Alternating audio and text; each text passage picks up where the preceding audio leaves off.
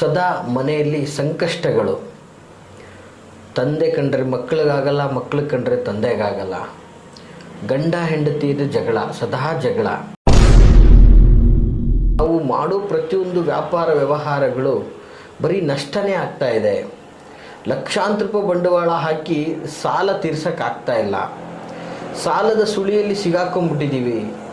10 ರೂಪಾಯಿ ಇದ್ದಿದ್ದ ಸಾಲ ಇವತ್ತೊಂದು ದಿನ 2,000 ಆಗಿದೆ. ಬಟ್ ಯಾವ ಪ್ರಯತ್ನದಲ್ಲೂ ನಮಗೆ ಯಶಸ್ಸು ಸಿಗ್ತಾ ಇಲ್ವಲ್ಲ. ಯಾಕೆ?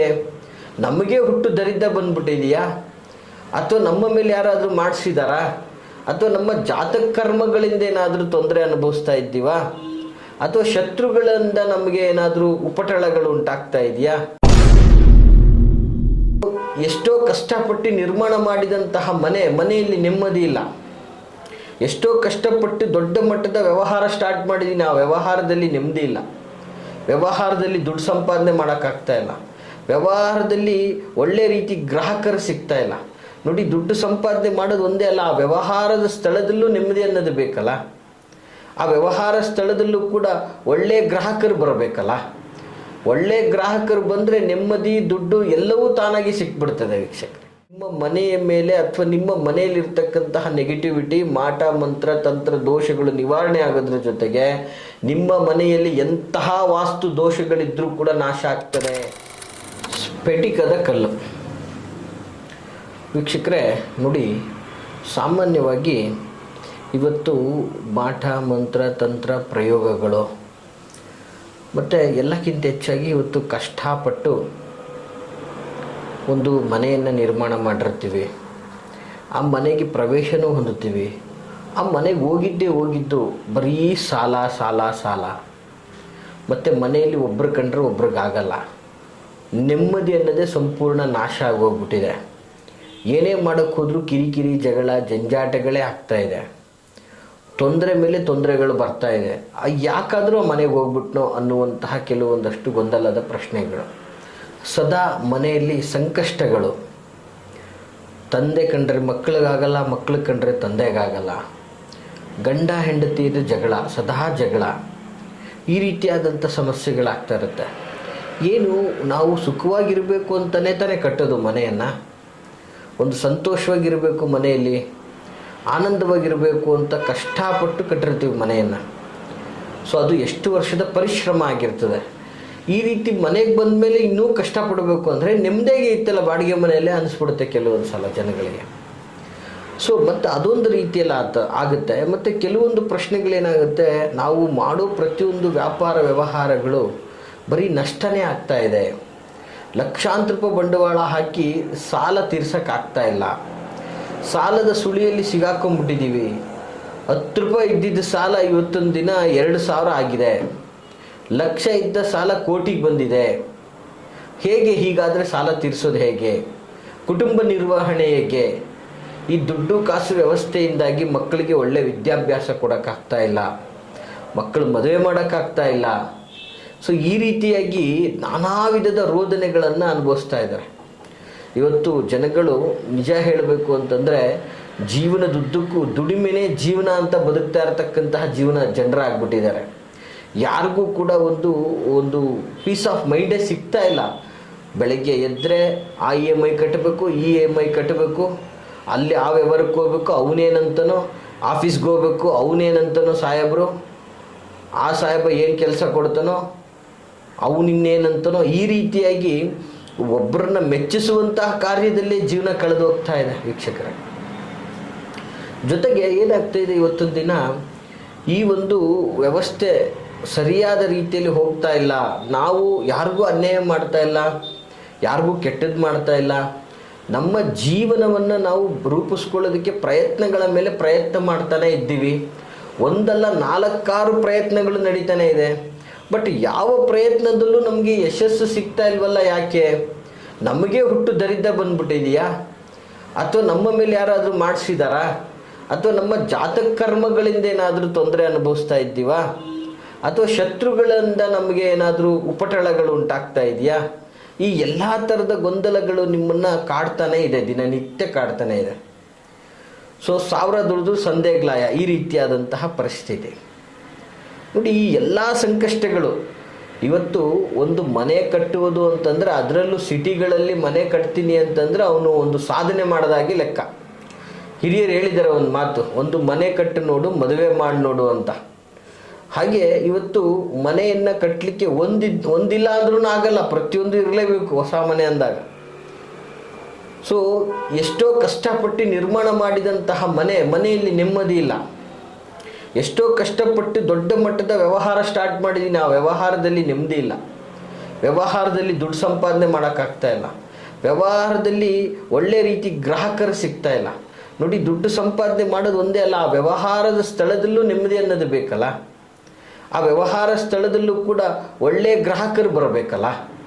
ಒಳ್ಳೆ ಗ್ರಾಹಕರು ಬಂದರೆ ನೆಮ್ಮದಿ, ದುಡ್ಡು ಎಲ್ಲವೂ ತಾನಾಗಿ ಸಿಕ್ಬಿಡ್ತದೆ ವೀಕ್ಷಕರೇ. ಅಂತಹ ಒಂದು ವ್ಯವಸ್ಥೆ. ಜೊತೆಗೆ ಹಾಕಿದ ಬಂಡವಾಳನೂ ಇವತ್ತು ತೆಗಿಯೋಕ್ಕಾಗ್ತಾ ಇಲ್ಲ. ವಿಪರೀತ ಸಾಲ, ಈ ಸಾಲದಿಂದ ಹೊರಬರೋಕ್ಕಾಗ್ತಾ ಇಲ್ಲ. ನೋಡಿ, ಈ ಎಲ್ಲ ಸಂಕಷ್ಟಗಳಿಗೆ ಇವತ್ತು ನಾನು ಬಹಳ ಅದ್ಭುತವಾದಂತಹ ಒಂದು ಪರಿಹಾರ ತಂತ್ರವನ್ನು ಹೇಳ್ತಾ ಇದ್ದೀನಿ ವೀಕ್ಷಕರೇ. ನ್ಯಾಚುರಲ್ ಆಗಿ, ಬಹಳ ನ್ಯಾಚುರಲ್ ಆದಂತಹ ಒಂದು ಪರಿಹಾರ. ಏನು ಬಹಳ ದೊಡ್ಡ ಮಟ್ಟದ ಖರ್ಚಾಗೋದಿಲ್ಲ. ಇದು ಸಾಮಾನ್ಯವಾಗಿ ನಿಮಗೆ ಈ ಗ್ರಂಥಿಕೆ ಅಂಗಡಿಗಳಲ್ಲಿ ಸಿಗುವಂತಹ ಪದಾರ್ಥ. ಸೊ ತುಂಬ ಅದ್ಭುತವಾದಂತಹ ಒಂದು ಪರಿಹಾರ ತಂತ್ರ ಆಗಿರ್ತದೆ. ಏನಪ್ಪ ಪರಿಹಾರ ತಂತ್ರ ಅಂದರೆ, ಸ್ಫಟಿಕದ ಕಲ್ಲು. ನೋಡಿ, ಇದನ್ನು ಆಲ್ಮೋಸ್ಟ್ ಇಂಗ್ಲೀಷಲ್ಲಿ ಆಲ್ಮಾ ಅಂತ ಕರೀತಾರೆ. ಇದು ಎಲ್ಲ ಗ್ರಂಥಿಕೆ ಅಂಗಡಿಗಳಲ್ಲಿ ಸಿಗುವಂಥದ್ದು. ಇದನ್ನು ನಾ ಹೇಳಿದ ಪ್ರಕಾರ ಮಾಡಿದ್ದೆ ಆದರೆ ನಿಮ್ಮ ಮನೆಯ ಮೇಲೆ ಅಥವಾ ನಿಮ್ಮ ಮನೆಯಲ್ಲಿರ್ತಕ್ಕಂತಹ ನೆಗೆಟಿವಿಟಿ, ಮಾಟ ಮಂತ್ರ ತಂತ್ರ ದೋಷಗಳು ನಿವಾರಣೆ ಆಗೋದ್ರ ಜೊತೆಗೆ ನಿಮ್ಮ ಮನೆಯಲ್ಲಿ ಎಂತಹ ವಾಸ್ತು ದೋಷಗಳಿದ್ರೂ ಕೂಡ ನಾಶ ಆಗ್ತದೆ. ಜೊತೆಗೆ ಇದನ್ನು ನೀವು ವ್ಯಾಪಾರ ಮಾಡುವಂಥ ಸ್ಥಳಗಳಲ್ಲಿ, ನೀವು ವ್ಯಾಪಾರ ವ್ಯವಹಾರಗಳು ನಡೆಸುವಂಥ ವ್ಯವಸ್ಥೆಯಲ್ಲಿ ನಾನು ಹೇಳಿದ ರೀತಿಯಲ್ಲಿ ಇಟ್ಟಿದ್ದೆ ಆದರೆ ನಿಮ್ಮ ವ್ಯಾಪಾರ ಡಬಲ್ ಆಗುತ್ತೆ. ಬರುವ ಗ್ರಾಹಕರು ದೇವರ ಸಮಾನರಾಗಿ ಬರ್ತಾರೆ. ನಿಮಗೆ ಭಾಗ್ಯವನ್ನು ಹೊತ್ಕೊಂಡು ನಿಮಗೆ ಅಭಿವೃದ್ಧಿಯನ್ನು ತಂದು ಕೊಡ್ತಾರೆ. ಹಾಗಾದರೆ ಏನು ಗುರುಗಳೇ ಅಂತಹ ತಂತ್ರ? ಈ ಸ್ಫಟಿಕದಿಂದ ಯಾವ್ಯಾವ ರೀತಿಯಲ್ಲಿ ನಾವು ತಂತ್ರವನ್ನು ಮಾಡ್ಬೋದು ಅಂಥೇಳಿ. ಬಹಳ ಅದ್ಭುತವಾದಂತಹ ತಂತ್ರ ವೀಕ್ಷಕರೇ. ನೋಡಿ, ಈ ತಂತ್ರವನ್ನು ನೀವು ಮಾಡೋದ್ರಿಂದ ನಿಮಗೆ 100% ನಿಮ್ಮ ಮನೆಯಲ್ಲಿ ಕೆಟ್ಟ ಸ್ವಪ್ನಗಳಾಗಲಿ ಅಥವಾ ಮನೆಯಲ್ಲಿ ಯಾರಿಗಾದರೂ ಬಂದೊದಗುವಂಥ ಆಪತ್ತುಗಳು, ದುಷ್ಟ ರೀತಿಯಲ್ಲಿ ಬಂದೊದಗುವಂಥ ಆಪತ್ತುಗಳು ಕೂಡ ನಾಶ ಆಗ್ತದೆ ವೀಕ್ಷಕರೇ. ನೋಡಿ, ಒಂದು ಮನೆ ಪ್ರವೇಶ ಆಗಿರ್ತೀರಿ, ಅಲ್ಲಿ ಸ್ವಲ್ಪ ದಿನ ಇರೋದಿಲ್ಲ, ಆಗಲೇ ಮನೆಯಲ್ಲಿ ಏನೋ ಒಂದು ಗಂಡಾಂತರ ಆಗ್ಬಿಡುತ್ತೆ ಅನಿರೀಕ್ಷಿತವಾಗಿ. ಈ ಮನೆಗೆ ಬಂದಮೇಲೆ ಹಿಂಗೆ ಆಗ್ಬಿಡ್ತಾ ನಮಗೆ. ಈ ಥರದ್ದೆಲ್ಲ ಭಯ, ಆತಂಕ ಎಷ್ಟೋ ಜನ ನಮಗೆ ಈ ಭಕ್ತರು ಕೇಳಿರ್ತಕ್ಕಂಥದ್ದು. ಈ ಮನೆಗೆ ಬಂದ್ವಿ, ನಮ್ಮ ಯಜಮಾನ್ರು ಹೊರಟೋಗ್ಬಿಟ್ರು. ಈ ಮನೆಗೆ ಬಂದ್ವಿ, ಎದೆ ಎತ್ತರಿಗೆ ಬೆಳೆದಂಥ ಮಗ ಆಕ್ಸಿಡೆಂಟಲ್ಲಿ ಹೋಗ್ಬಿಟ್ಟ. ಗುರುಗಳೇ, ನನಗೆ ಮನೆಯಿಂದನೇ ತೊಂದರೆ ಆಗ್ತಾ ಇದೆಯಾ? ಈ ರೀತಿಯಾಗಿ ನಾವು ಕಷ್ಟಪಟ್ಟು ಸಾಲ ಸೂಲ ಮಾಡಿ ಕಟ್ಟಿದ ಮನೆ ನಮ್ಮನ್ನೇ ನುಂಗ್ತಾ ಇದೆಯಲ್ಲ. ಈ ಥರದ್ದೆಲ್ಲ ಒಂದು ಪ್ರಶ್ನೆಗಳಿರ್ತದೆ. ಈ ಎಲ್ಲ ಬಾಧೆಗಳಿಗೂ ಕೂಡ ಒಂದು ಅದ್ಭುತವಾದ ಪರಿಹಾರ ಇದು ವೀಕ್ಷಕರೇ. ಏನು ಪರಿಹಾರ ಸ್ವರೂಪ? ಬಹಳ ಸುಲಭವಾಗಿರ್ತಕ್ಕಂಥದ್ದು. ದಯವಿಟ್ಟು ಸೂಕ್ಷ್ಮವಾಗಿ ಆಲನೆ ಮಾಡಿ ಇದನ್ನು ಸೂಕ್ಷ್ಮವಾಗಿ ತಿಳ್ಕೊಳ್ಳಿ ಅಂತ ಹೇಳಕ್ಕೆ ಇಷ್ಟಪಡ್ತೀನಿ. ಏನಪ್ಪ ಒಂದು ತಂತ್ರ ಪ್ರಯೋಗ ಅಂತಂದರೆ, ಸ್ಫಟಿಕದ ಕಲ್ಲು. ಸಾಮಾನ್ಯವಾಗಿ ಇದು ಎಲ್ಲ ಒಂದು ಗ್ರಂಥಿಕೆ ಅಂಗಡಿಗಳಲ್ಲಿ ಸಿಗುತ್ತೆ. ನಿಮ್ಮ ಶಕ್ತಿ ಅನುಸಾರ ತೆಗೆದುಕೊಂಡು ಬನ್ನಿ. ಒಂದು ಸ್ವಲ್ಪ ಒಂದು ದೊಡ್ಡ ಗಾತ್ರದ ಕಲ್ಲನ್ನು ತೆಗೆದುಕೊಂಡು ಬನ್ನಿ. ಇದನ್ನು ಒಂದು ಸಾಮಾನ್ಯವಾಗಿ ಈಗ ಕಂಬಳಿ ಅಂದರೆ ಕುರುಬರು ಹೆಗಲ ಮೇಲೆ ಹಾಕ್ಕೊಂಡು ಕುರಿ ಮೇಯಿಸ್ಬೇಕಾದ್ರೆಲ್ಲ ಯೂಸ್ ಮಾಡ್ತಾ ಇರ್ತಾರೆ ಗೊತ್ತಾ, ಕಂಬಳಿಗೆ ಬಹಳ ದೊಡ್ಡ ಮಹತ್ವ ಇದೆ. ಆ ಕಂಬಳಿ ಬಹಳ ಶ್ರೇಷ್ಠವಾದಂಥದ್ದು. ಆ ಒಂದು ಕಂಬಳಿಯಲ್ಲಿ ಒಂದು ದಾರವನ್ನು ತಯಾರು ಮಾಡ್ತಾರೆ. ಇವತ್ತಿನ ದಿನ ಆ ದಾರಗಳು ಸಿಗ್ತದೆ, ಗ್ರಂಥಿಗೆ ಅಂಗಡಿಗಳಲ್ಲೇ ಸಿಗ್ತದೆ, ಬೇರೆ ಎಲ್ಲೂ ಹೋಗ್ಬೇಕಾದಂಥ ಅವಶ್ಯಕತೆ ಇಲ್ಲ. ಒಂದು 20 ರೂಪಾಯಿ ಕೊಟ್ಟರು ಸಿಕ್ಬಿಡ್ತದೆ, ಆಯಿತಾ? ಸೊ ಆ ಒಂದು ಕರಿ ಕಂಬಳಿಯ ದಾರವನ್ನು ತೆಗೆದುಕೊಂಡು ಆ ಸ್ಫಟಿಕದ ಕಲ್ಲಿಗೆ ಸುತ್ತಬೇಕಾಗುತ್ತೆ. ಅಡ್ಡಲಾಗಿ 4 ಸಲ, ಮೇಲಾಗಿ 4 ಸಲ, ಪ್ಲಸ್ ಮಾರ್ಕಲ್ಲಿ 4 ರೀತಿಯಲ್ಲಿ ಅದನ್ನು ಸುತ್ತಿದ್ರೆ ಸಾಕು. ಈ ರೀತಿ ಸುತ್ತಿದಂತಹ ಕಲ್ಲನ್ನು, ಸ್ಫಟಿಕದ ಕಲ್ಲನ್ನು ನಿಮ್ಮ ಮನೆಯ ಮುಖ್ಯ ದ್ವಾರದ ಒಳಭಾಗದಲ್ಲಿ ಮೇಲುಗಡೆ ಹಾಕಬೇಕಾಗ್ತದೆ. ವೀಕ್ಷಕರೇ, ದಯವಿಟ್ಟು ಗಮನಿಸಿ. ಸ್ಫಟಿಕದ ಕಲ್ಲಿಗೆ ಕರಿ ಕಂಬಳಿಯ ದಾರ, ಸುಮ್ಮನೆ ಯಾವುದೋ ಕಪ್ಪು ದಾರ ಕಟ್ಟಿದೆ ಅಥವಾ ಯಾವುದೋ ಕಾಟನ್ ದಾರ ಕಟ್ಟಿದೆ, ಇದೆಲ್ಲ ಅಲ್ಲ. ಕಾಟನ್ ದಾರ, ಕಪ್ಪು ದಾರ ಎಲ್ಲ ಕಡೆ ಸಿಗ್ತದೆ, ಅರ್ಥ ಆಗ್ತಿದೆಯಾ? ಅದು ರಿಯಾಕ್ಟ್ ಮಾಡುವಂತಹ ದಾರ ಬೇಕು ನಮಗೆ. ಹಾಗಾಗಿ ಈ ಕಂಬಳಿಯ ದಾರವನ್ನು ಯೂಸ್ ಮಾಡೋದು ಬಹಳ ಸರ್ವಶ್ರೇಷ್ಠವಾಗಿರ್ತದೆ ವೀಕ್ಷಕರೇ. ಸೊ ಈ ಕಂಬಳಿಯ ದಾರವನ್ನು ಆ ಕಲ್ಲಿಗೆ ಅಡ್ಡಲಾಗಿ 4 ಲೈನು, ಮೇಲ್ಭಾಗದಲ್ಲಿ 4 ಲೈನು, ಈ ರೀತಿಯಾಗಿ ಗಂಟು ಕಟ್ಟಿ ಇದನ್ನು ನಿಮ್ಮ ಮನೆಯ ಮುಖ್ಯ ದ್ವಾರದ ಒಳಭಾಗಕ್ಕೆ ವೀಕ್ಷಕರೇ, ಮುಖ್ಯ ದ್ವಾರದ ಒಳಭಾಗಕ್ಕೆ ಆದ ಹಾಗೆ ನೀವು ಇದನ್ನು ಕಟ್ಟಬೇಕಾಗ್ತದೆ.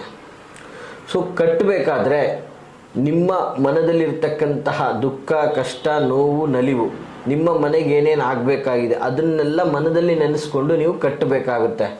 ಕಟ್ಟಿ ನಿತ್ಯ ಮನೆಯಲ್ಲಿ ದೇವರಿಗೆ ಹೇಗೆ ಪೂಜಾ ಧೂಪ ದೀಪಗಳನ್ನು ಮಾಡ್ತೀರ ಆ ರೀತಿ ಅದಕ್ಕೆ ತೋರಿಸೋದ್ರಿಂದ ಕಂಪ್ಲೀಟ್ ಮನೆ ಅಂತಕ್ಕಂಥದ್ದು ಪಾಸಿಟಿವ್ ಆಗಿ ಕ್ರಿಯೇಟ್ ಆಗುತ್ತೆ. ಮನೆಯಲ್ಲಿ ಮಾಟ ಮಂತ್ರ ತಂತ್ರ ಪ್ರಯೋಗಗಳು ನಡೆದರೂ ಕೂಡ ಯಾವುದೇ ಎಫೆಕ್ಟ್ ನಿಮಗಾಗೋದಿಲ್ಲ.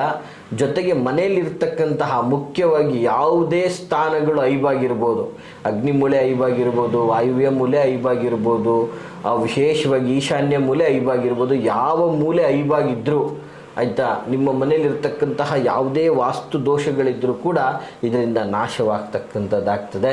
ಮನೆ ಅಂತಕ್ಕಂಥದ್ದು ಪಾಸಿಟಿವ್ ಎನರ್ಜಿ ಆಗಿ ಕ್ರಿಯೇಟ್ ಆಗ್ತದೆ.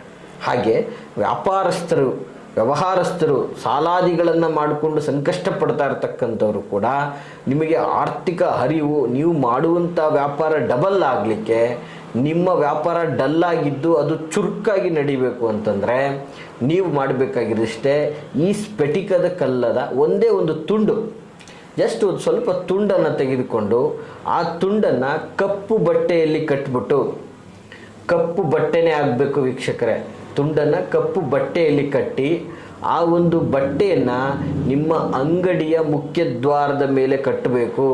ಹೀಗೆ ಮಾಡೋದ್ರಿಂದ ವ್ಯಾಪಾರ ಡಲ್ಲಾಗಿದ್ದರೂ ಕೂಡ ಚುರುಕಾಗಿ ನಡೆಯುತ್ತೆ, ವ್ಯಾಪಾರದಲ್ಲಿ ಡಬಲ್ ಆಗ್ತಾ ಹೋಗುತ್ತೆ. ಸೊ ಹೀಗೆ ಇದರಿಂದ ಧನಧಾನ್ಯದ ಒಂದು ಕೊರತೆ ನಷ್ಟ ಆಗುತ್ತೆ, ಧನ ಆಕರ್ಷಣೆಯಾಗಿ ಧನ ಅಭಿವೃದ್ಧಿಯಾಗಿ ನೀವು ನಿಮ್ಮ ಸಾಲಾದಿಗಳಿಂದ ಮುಕ್ತರಾಗಿ ಅಥವಾ ಮಾಡಿರುವಂಥ ವ್ಯಾಪಾರ ವ್ಯವಹಾರದಿಂದ ದೊಡ್ಡ ಮಟ್ಟದಲ್ಲಿ ಒಂದಿರೋದನ್ನು 4 ಮಾಡುವಂತಹ ಸಾಮರ್ಥ್ಯ ನಿಮ್ದಾಗ್ತದೆ ಅಂತ ಹೇಳಕ್ಕೆ ಇಷ್ಟಪಡ್ತೀನಿ. ಈ ಮಾಹಿತಿ ತಮಗೆ ಇಷ್ಟವಾಗಿದ್ದರೆ ಲೈಕ್ ಮಾಡಿ. ಹಾಗೆ ಯಾರೆಲ್ಲ ಸಂಕಷ್ಟ ಪಡ್ತಾ ಇದ್ದಾರೆ ಅಂಥವ್ರಿಗೆ ಈ ಒಂದು ವಿಡಿಯೋ ಶೇರ್ ಮಾಡೋದ್ರಿಂದ ಅವ್ರಿಗೆ ಒಳ್ಳೇದು ಮಾಡಿದಂತಹ ಪುಣ್ಯ ನಿಮ್ಮದಾಗ್ತದೆ ಅಂತ ಹೇಳ್ತಾ, ಹಾಗೆ ನಿಮ್ಮ ಯಾವುದೇ ಥರದ ಸಂಕಷ್ಟಗಳನ್ನು ನಮ್ಮೊಟ್ಟಿಗೆ ಸಮಾಲೋಚನೆ ಮಾಡಬೇಕು ಅಂದರೆ ನಿಮ್ಮ ಮುಂದೆ ಕಾಣ್ತಾ ಇರತಕ್ಕಂತಹ ಸಂಖ್ಯೆಗೆ ಕರೆ ಮಾಡಿ. ಹಾಗೆ ನಾವಿರುವಂತಹ ವಿಳಾಸ ಮೈಸೂರಿನ ವಿಜಯನಗರ 2ನೇ ಹಂತ KD ಸರ್ಕಲಲ್ಲಿ ನಮ್ಮ ಕಚೇರಿ ಇರ್ತಕ್ಕಂಥದ್ದು. ನೇರವಾಗಿಯೂ ಸಹ ಬಂದು ನಮ್ಮನ್ನು ಭೇಟಿಯಾಗ್ಬೋದು ಅಂತ ಹೇಳ್ತಾ ಎಲ್ರಿಗೂ ಶುಭವಾಗಲಿ. ನಮಸ್ಕಾರ.